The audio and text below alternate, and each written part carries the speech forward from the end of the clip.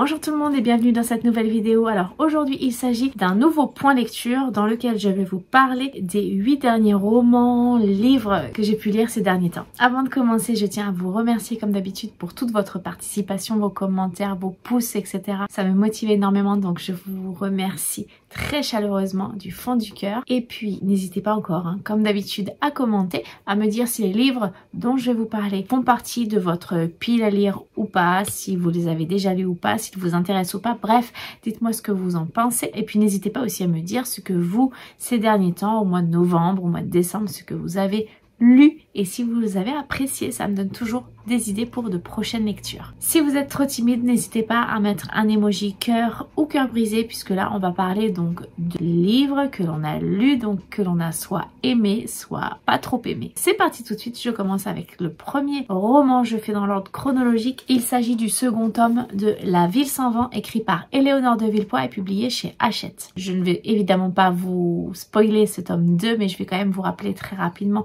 le résumé du premier tome. On va y suivre l'Astyanax qui est un jeune mage ainsi que Arca qui est une jeune fille, et alors tous les deux viennent de mondes totalement opposés puisque l'Astyanax lui il vit à Hyperborée. Hyperborée c'est une ville complètement fermée, isolée du reste du monde. Elle est structurée avec des étages et plus on s'élève dans les étages plus on est riche, et donc lui il fait partie des mages, donc de l'élite d'Hyperborée. De l'autre côté, Arca elle est une jeune fille qui est toute jeune, qui arrive à Hyperborée clandestinement en quelque sorte, et elle son but c'est de retrouver son père qui elle le sait serait un mage.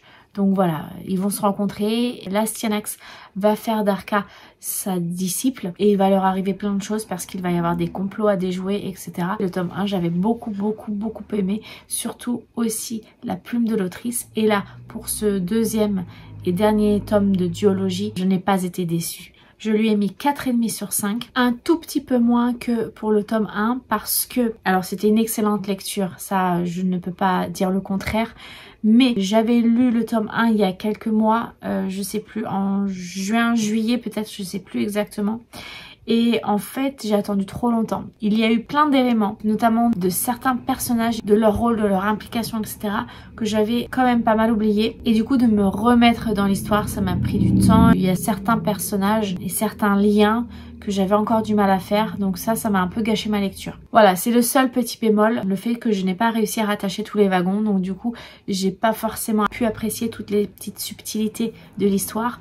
Mais il n'empêche que les personnages principaux, donc l'Astyanax, Arca, mais aussi les secondaires, sont des personnages que j'ai trouvé extrêmement attachants, très sympathiques et formidablement décrits. Et vraiment, je tire mon chapeau à l'autrice parce que on ne peut que dévorer son livre.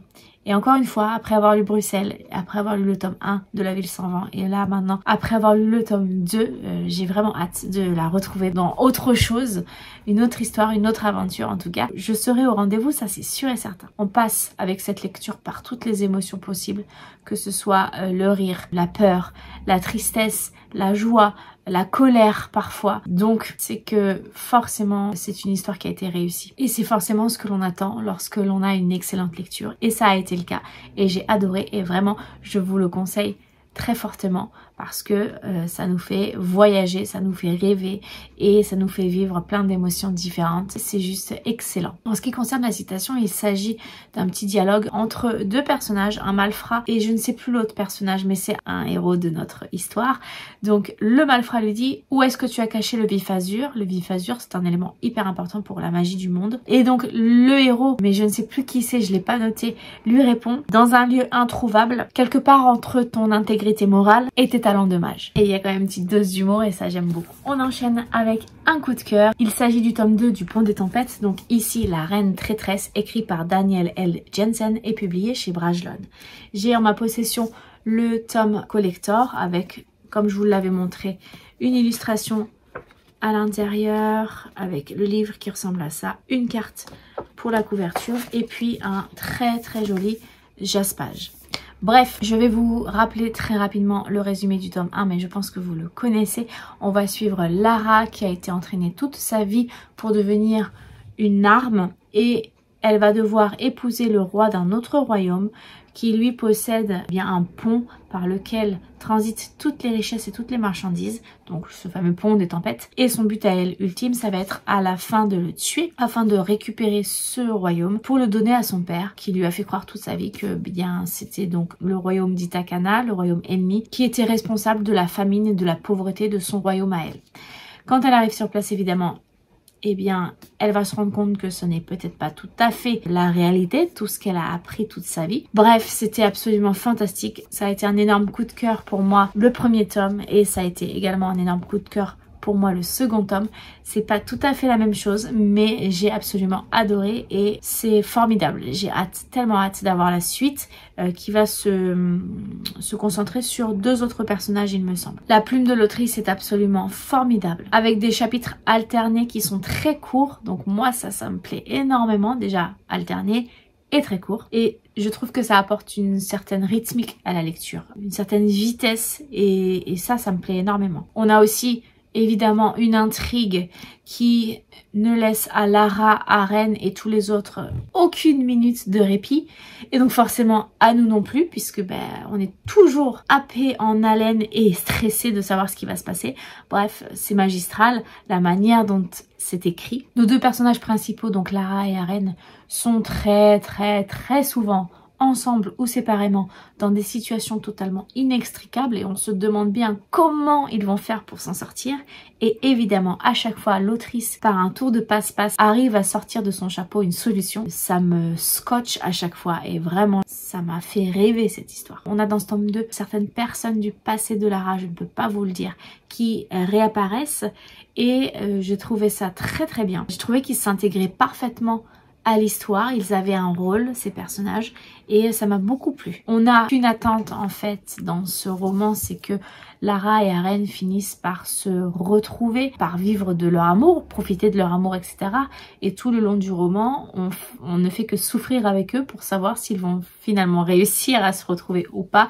Et ça aussi, c'était très fort. L'histoire est ponctuée de scènes de combat absolument époustouflantes, très cinématographiques, très bien décrites, puisque du coup, on se les imagine vraiment très bien. Il y a une scène de sexe explicite qui est très détaillée dans ce roman, mais qui est absolument magnifique parce qu'elle reflète vraiment les sentiments que les 2 personnages ont l'un pour l'autre. C'était très doux, c'était une très belle description. Disons qu'il n'y avait pas forcément de détails scabreux pour en rajouter des caisses, au contraire, c'était juste bien dosé et ça suffisait, il n'y avait pas besoin de plus. Encore une fois, donc, c'était une histoire hyper addictive dont la fin ne peut que nous donner envie de lire très vite la suite, qui sera publiée début 2024, premier semestre 2024 je crois. En ce qui concerne la citation, j'ai failli oublier. Il s'agit d'Aren qui parle à Lara et qui lui dit: Lara, peu importe où tu es dans le monde, si tu as besoin de moi, je viendrai te chercher. S'il te plaît, sache-le.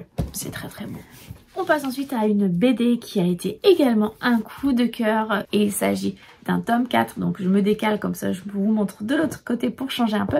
Il s'agit du tome 4 du Grimoire d'Elphie, écrit et dessiné par Arleston Alouette et Millie Ludwin. Et donc vous connaissez mon amour pour Audrey Alouette, vous connaissez aussi mon amour pour cette bande dessinée. Ici nous avons le tome 4 qui s'appelle Le Trésor de la Trichomancienne, c'est publié chez Dracou. Je vous le dis, ça a été un coup de cœur. Je l'ai quasiment acheté le jour de sa sortie, je l'ai lu dans la foulée. Je trouve que c'est le meilleur tome des 4.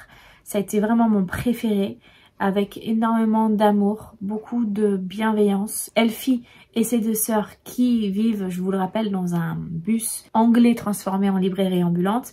Ils partent un peu partout en France, ils s'arrêtent dans des villages et à chaque fois il leur arrive des aventures. Là, dans celui-là, elles se retrouvent à aller chez leur grand-père, donc leur grand-père dans les Pyrénées. Elphie va aller sur les traces de sa grand-mère qui faisait de la magie grâce au tricot. Elphie, elle a hérité du grimoire de sa mère qui s'active en magie lorsqu'elle écrit des histoires dedans. Et ça lui permet de donner vie aux origamis qu'elle fabrique. Donc on a ce côté où elle retrouve un petit peu son héritage du côté de sa grand-mère, et on voit aussi son grand-père qui est une personne extrêmement touchante. J'ai eu les larmes aux yeux quand j'ai lu cette bande dessinée, donc c'est pour vous dire, parce que moi je ne pleure ou je n'ai les larmes aux yeux que très rarement dans mes lectures, contrairement à quand je regarde la télé, et ça a été juste formidable. C'était une véritable bouffée d'air frais, d'amour. Je vous le conseille vraiment très chaleureusement, celui-ci aussi.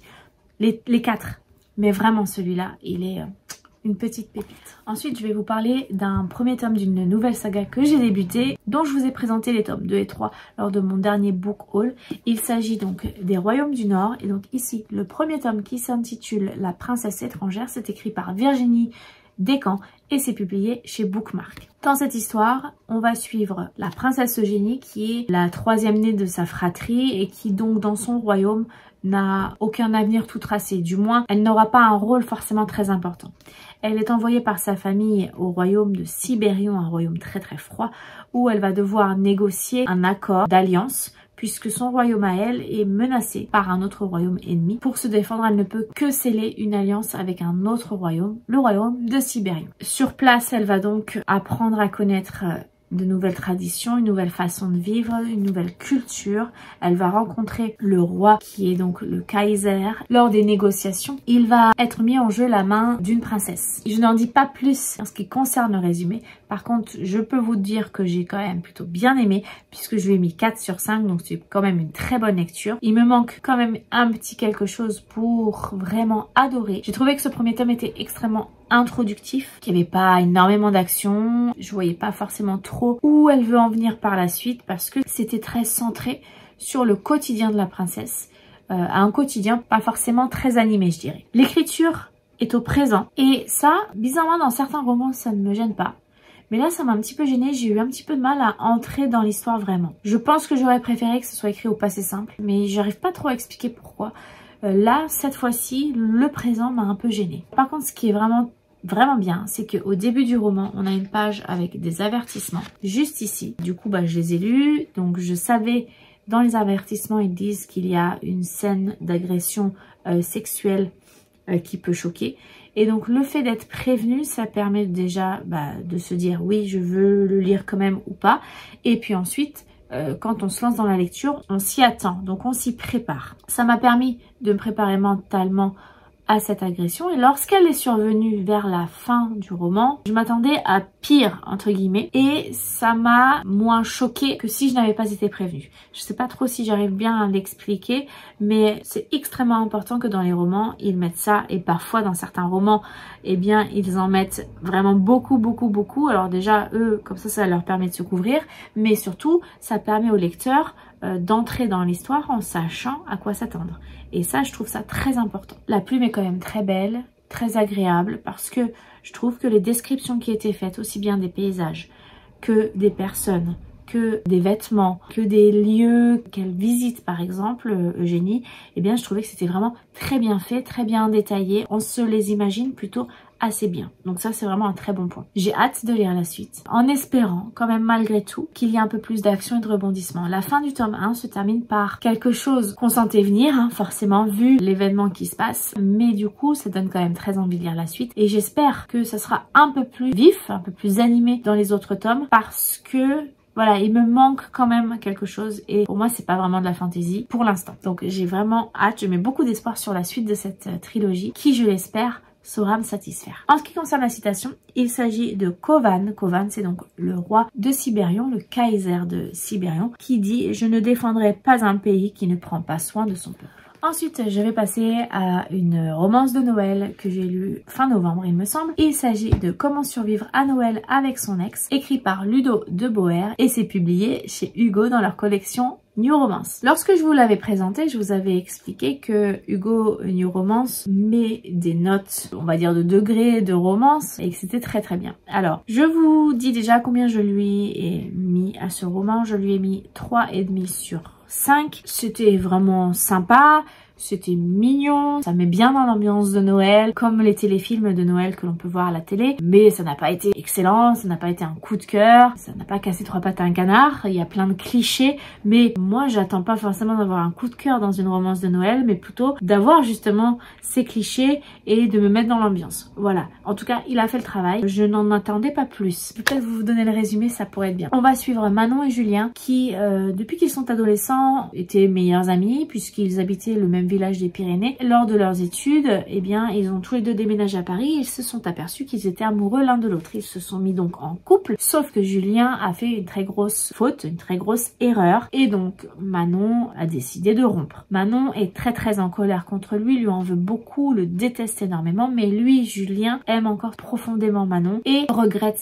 très sincèrement ce qu'il a pu faire. Il décide d'essayer de la reconquérir et quel meilleur moment que la période de Noël pour essayer de le faire, en sachant que Manon adore Noël, que sa famille adore Noël, etc. Donc il décide de retourner dans les Pyrénées, dans leur village d'enfance, pour essayer de la reconquérir. Il va donc s'en suivre plein de quiproquos, plein de situations assez cocasses. C'était vraiment très sympathique. Il y avait quand même beaucoup de rebondissements, il y avait quand même pas mal de choses qui se passaient qui étaient assez sympathiques, beaucoup de quiproquos également et aussi pas mal de situations gênantes entre Manon et Julien et c'était assez drôle. Il y avait beaucoup d'humour et beaucoup de réparties très cinglantes entre les deux personnages parce que du coup Manon le déteste donc elle essaye de bien le montrer et d'un autre côté Julien lui se dit que il va pas se laisser faire en fait et donc du coup ils se parlent sans détour et ça peut être très drôle par certains moments. Au début du roman, les raisons de la séparation de Manon et Julien 1 an et demi auparavant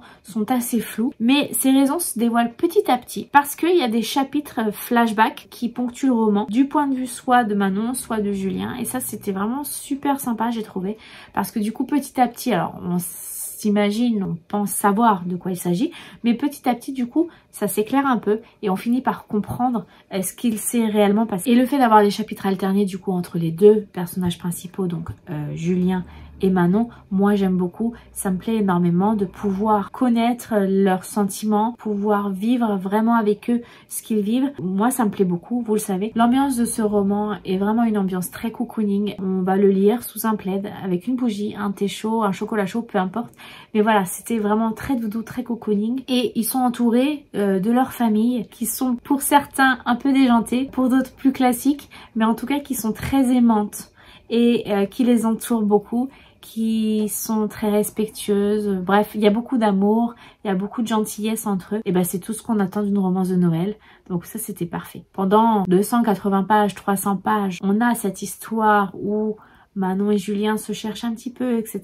2-3 fois. Il y a des bisous qui n'aboutissent pas parce que quelqu'un rentre d'un seul coup dans la pièce, ce genre de choses. Donc il y a absolument rien, aucune scène explicite, rien du tout. Et d'un seul coup, à la fin, on a une scène qui est assez longue, très détaillée, très explicite et qui arrive là comme un cheveu sur la soupe, je trouve. Par rapport à ce qui a été fait avant et à l'ambiance qu'il y avait, j'ai pas trouvé que c'était très pertinent. On aurait très bien compris et ça nous aurait suffi de savoir que voilà, ils faisaient l'amour et c'est tout. Pas de détails. Pas de détails un peu scabreux. Ça, c'était dommage et c'est pour ça que je ne suis pas d'accord avec la notation qu'il y a ici qui est de 1. Je pense que c'est parce qu'il n'y a qu'une seule scène dans le roman que c'est pour ça. Mais la scène est quand même assez longue et bien détaillée. Donc voilà, je tiens à vous prévenir, si vous voulez le lire, sur la fin, il y a ce genre de scène. J'ai trouvé ça dommage parce que du coup ça a cassé un petit peu cette dynamique qu'il y avait dans le roman. Ça me fait penser un petit peu à la scène de sexe qu'il y a dans La Société très secrète des sorcières extraordinaires dont je vous avais parlé. Il y a une scène de sexe aussi là qui arrive, on ne sait pas d'où, on ne sait pas pourquoi. Et là c'est un peu le même principe et c'est vraiment, je trouve que c'est quand même dommage. On n'avait pas besoin de savoir tout ce qui a été décrit. Voilà, je pense que vous avez compris. Sinon, à part ça, c'était très sympathique. En ce qui concerne la citation, il s'agit de Manon qui dit « Le meilleur étant pour moi cette ambiance impalpable, difficilement descriptible, pourtant bien présente. Ce mélange de sérénité, d'impression que l'humanité s'apaise et qu'elle se laisse gagner par l'optimisme et la magie.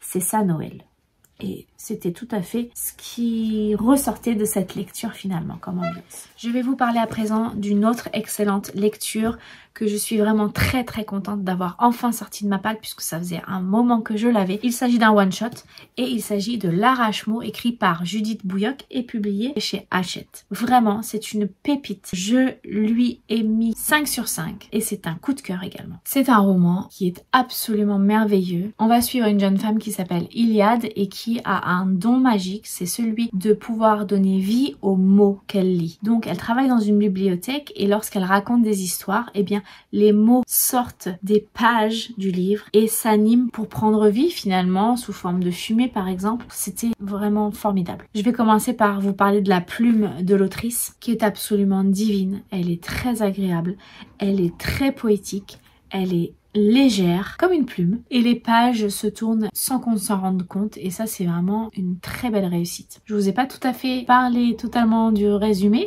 je vous ai parlé que de Iliade qui donne vie aux mots dans sa bibliothèque et en fait l'histoire c'est que un jour elle va recevoir une demande en mariage par quelqu'un qui appartient à la famille royale. Elle est intriguée, elle décide d'y aller pour rencontrer cette personne et donc elle arrive à la cour et elle se rend compte que il y a comme à chaque fois des complots, ce genre de choses. Il va falloir qu'elle fasse sa place. Enfin bref, c'était vraiment une idée de départ assez banale mais elle a transformé ça de manière absolument magistrale. L'histoire est extrêmement prenante, contrairement au résumé que j'ai pu vous faire qui était un petit peu bancal. Elle fait absolument rêver, elle est hyper originale, hyper surprenante. Il y a beaucoup de rebondissements auxquels on ne s'attend pas et il y a aussi pas mal de révélations qui sont absolument merveilleuses. Je vais avoir du mal de vous en dire du mal justement, de vous dire des choses négatives sur cette histoire et sur ce roman parce que pour moi c'est un sans faute, il est absolument parfait. Il y a énormément de références littéraires dans ce roman, de littérature classique notamment. C'est une véritable ode à la lecture, à la littérature,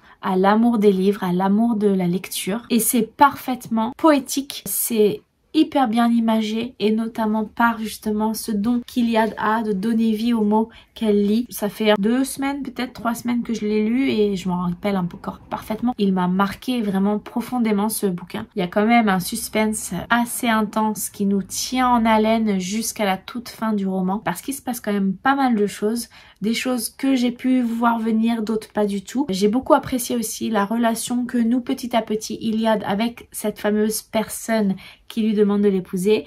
On comprend pourquoi ça a été fait. Elle noue une relation aussi également avec le roi de son royaume. C'est très bienveillant, c'est vraiment très bien écrit. Bref, c'est vraiment une histoire qui est absolument merveilleuse. Et je trouve qu'il faut la mettre absolument entre toutes les mains de nos plus jeunes finalement. J'espère que ça leur donnera l'amour de la lecture. En tout cas, c'est une véritable déclaration d'amour à la lecture que l'autrice a faite et je l'ai absolument adoré et je l'en remercie parce que c'était une petite pépite, une petite merveille. En ce qui concerne la citation, il s'agit d'Iliade justement qui parle à un personnage, elle lui dit, et là vous noterez une certaine référence littéraire, vous cultivez votre jardin dans le secret, c'est une révélation candide. Et pour terminer, je vais vous parler d'une duologie que j'ai lue en enchaînant les 2 tomes. Il s'agit de Grace and Fury avec ici le tome 1 Fleur de Fer et ici le tome 2 Reine des Ruines. C'est écrit par Tracy Bangart et c'est publié chez Hachette. Alors j'ai lu les 2 d'affilée parce que je n'ai pas pu attendre quelques semaines ou quelques mois et je vais vous expliquer pourquoi. J'ai mis pour le tome 1 4,5 sur 5 et pour le tome 2 je lui ai mis 5 sur 5, donc vous voyez que le tome 2 pour moi a été meilleur que le premier. En ce qui concerne le résumé, eh bien on va suivre 2 sœurs, Serena et Nomi, qui ont été élevées de manière totalement différente. Serena a toujours été élevée afin de devenir une grâce, c'est-à-dire une concubine du prince pour faire partie de son harem, et Nomi, elle, a toujours été élevée pour devenir sa suivante. C'est comme ça qu'elles envisagent leur avenir et puis pas autrement. De toute façon, dans ce royaume, les femmes n'ont absolument aucun mot à dire sur leur avenir, aucun droit. Elles n'ont pas le droit même de lire, elles n'ont pas le droit de choisir leur métier, de choisir leur mari. Elles sont totalement restreintes, contraintes et n'ont aucune décision à prendre. Évidemment, le jour où les grâces vont être sélectionnées, eh bien ça n'est pas Serena qui est choisie mais Nomi. Et Nomi est assez rebelle et n'a pas envie mais est bien forcée malgré tout de devenir une grâce. Mais le pire c'est que sa sœur, elle, est accusée d'un crime qu'elle n'a pas commis et elle est envoyée dans une prison de femmes sur une île gérée par des hommes. Bref, elles vont tout faire pour essayer de se sauver mutuellement, de se retrouver, etc. Et je vous avais dit lorsque je vous l'avais présenté que j'espérais que ça reste vraiment une histoire de solidarité féminine, etc. Eh bien, c'est le cas. C'est un roman de fantaisie féministe absolument poignant, très très fort, très bien écrit et très palpitant qu'on ne peut pas lâcher. Le roman est structuré de telle manière qu'il y a des chapitres alternés entre Nomi et Serena. Ça c'est vraiment très très bien puisqu'en plus elles ne sont pas aux mêmes endroits, elles ne vivent pas les mêmes choses, donc en parallèle on suit leur parcours. Elles ont 2 caractères totalement différents, mais elles s'aiment plus que tout. Elles ont envie de tout faire pour se sauver mutuellement l'une et l'autre, envers et contre tout, et ça j'ai trouvé ça très fort et très beau. Dans la première moitié du roman, j'ai trouvé quand même quelques longueurs, mais ça peut s'expliquer par le fait que ça se met petit à petit en place et qu'on a besoin de comprendre un petit peu comment fonctionne cet univers. Ça nous permet donc de bien nous ancrer dans l'histoire, mais en tout cas la suite, la seconde moitié du roman et le second roman lui-même, c'est une série sans s'arrêter d'événements absolument extraordinaires qui se passent. On ne peut pas s'arrêter, c'est absolument époustouflant, absolument haletant. On ne peut pas les lâcher. Il y a énormément de rebondissements, il y a énormément d'action, il y a énormément de violence aussi, surtout du côté de Serena, de violence physique, de bataille, de combat, de mort même. Mais on est happé, on est ancré dans l'histoire et on ne peut plus s'arrêter. Il y a un personnage du côté de Nomi qui me mettait, sans que je ne puisse vraiment expliquer pourquoi, qui me mettait très mal à l'aise. Ça me gâchait un petit peu ma lecture parce que je savais pas trop si ça allait continuer de cette manière-là ou pas. Je me doutais qu'il allait se passer quelque chose, mais j'en étais pas sûre. Heureusement, cette sensation de malaise a finalement trouvé une réponse, une explication par la suite. Du coup, ça m'a permis de relâcher un peu la pression et de savourer encore plus. On a aussi également beaucoup de personnages secondaires, féminins notamment, qui sont extrêmement forts, extrêmement attachants. On a aussi quelques hommes, certains, pas beaucoup, qui vont essayer de les aider, qui vont être auprès d'elles et qui sont vraiment des hommes bien et qui essayent de faire les choses correctement. Donc ça, c'était plutôt très bien. C'est un roman donc féministe qui peut être sombre, mais qui finalement apporte beaucoup d'espoir et de lumière. Et comme je vous le disais, on ne peut pas s'empêcher de lire la suite immédiatement, mais avant de vous parler du second tome, je vais vous donner la citation pour celui-ci. Ça n'est pas vraiment une citation, c'est la dédicace de l'autrice au tout début du roman, qui dit, que j'ai trouvé absolument magnifique, pour toutes celles à qui on a dit de s'asseoir et de se taire et qui sont restées debout. En ce qui concerne le second tome, vous l'avez compris, je l'ai enchaîné et je l'ai trouvé bien meilleur que le premier. Il y a sans arrêt des péripéties qui se passent. Ça ne s'arrête pas. Les héroïnes n'ont pas une minute pour souffler et donc nous non plus. Par conséquent, mais il faut quand même savoir qu'il est plus sombre, plus violent, plus triste, plus inquiétant que le premier tome. C'est pas absolument insupportable, mais quand même il faut le savoir. J'ai adoré ce tome qui conclut cette duologie merveilleusement bien. Il y avait les personnages masculins aussi, je vous en ai pas parlé, qu'on voit un petit peu plus dans ce roman, qui sont un peu plus développés, qui prennent une part à l'histoire un peu plus importante. Donc Val, Malaki et Renzo notamment, ils sont absolument superbes. Heureusement qu'ils étaient là aussi par un certain côté parce que ça laissait entrevoir un futur où les hommes et les femmes pourraient enfin être égaux. C'était très très bien fait, je trouve. Voilà.